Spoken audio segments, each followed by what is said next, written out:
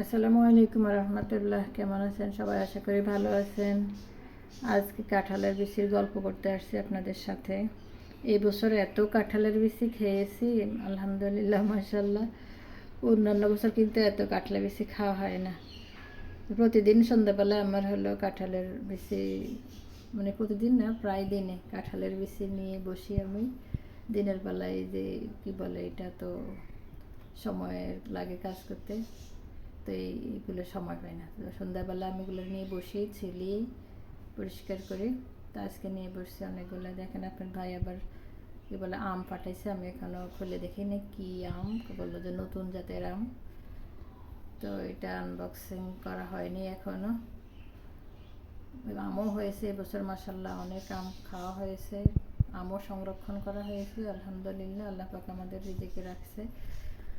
তো এই যে আমি কাঁঠালের বিচি অনেকগুলো কিন্তু চুলে নিলাম, ফাটা ফাটা বড় বড় বিচিগুলো, মানে মাশাল্লাহ দেখতে খুব ভালো লাগে। বড় বড় দেখেন আলুর মতো এক একটা কাঁঠালের বিচি। তো ওগুলো অনেকগুলো ফাটা ছিল, ওগুলো চুলতে সহজ, আবার একটু গরম পানিতে ভেজাইলে এগুলো তাড়াতাড়ি পরিষ্কার হয়ে যায়। তো আমি যে 3 স্তর থেকে 5 স্তর এগুলোকে কয়েকটা ছিলে নিলাম। কিছু আগের, কিছু পরের, কিছু বড়, কিছু ছোট, বিভিন্ন স্টেপের কাঁঠালের বিচি থাকে।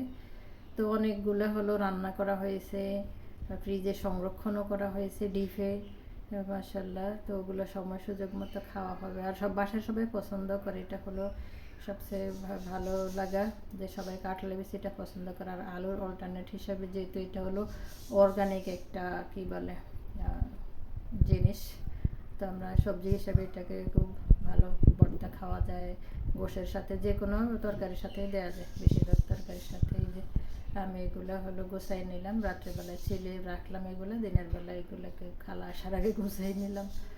তো এদিকে আবার আজকে আরেকবার সন্ধ্যাবেলায় নিয়ে আসলাম বাইরে থেকে এসে, এগুলাকে ভিজাই রাখলাম। দিনের বেলায় সময় পাইনি, সন্ধ্যাবেলায় এসে এগুলোকে চুলে চুলে আমি একটা ছুরি দিয়ে সুন্দর করে কাছে দিয়ে চুলে মানে চেঁচে নিয়ে সুন্দর ভালো সহজেই পরিষ্কার হয়ে যেত। এভাবে ছিলে ছিলে আমি অনেকগুলো ফ্রিজিং করা হয়েছে ডিপে, আবার এখনও নর্মালি কিছু আছে, তো সেগুলোও পরিষ্কার করে নেব। আশা করতেছি নর্মালি বেশি দিন থাকে না। তো আপনারা কে কে এই কাঁঠালের বেশি সংরক্ষণ করছেন, কার কার পছন্দ, কমেন্ট করে জানাবেন। আর আপনারাও সংরক্ষণ করে রাখবেন এভাবে কাঁঠালের বিচি, কিন্তু অর্গানিক একটা জিনিস। আমরা তো সারা বছর কী বলে চাষের জিনিস, সারের জিনিস খেয়েই মানে শরীরে রোগ বাধাই। তো সবাই কাঁঠালের বিচিটা সংরক্ষণ করে রাখবেন, খাবেন। আর যদি ভালো লাগে ভিডিওটা সাবস্ক্রাইব করে দেবেন প্লিজ। সবাই ভালো থাকবেন, সুস্থ থাকবেন, সুন্দর থাকবেন, অর্গানিক জিনিস খেতে চেষ্টা করবেন, সংরক্ষণ করবেন। আল্লাহ হাফিজ, আসসালাম।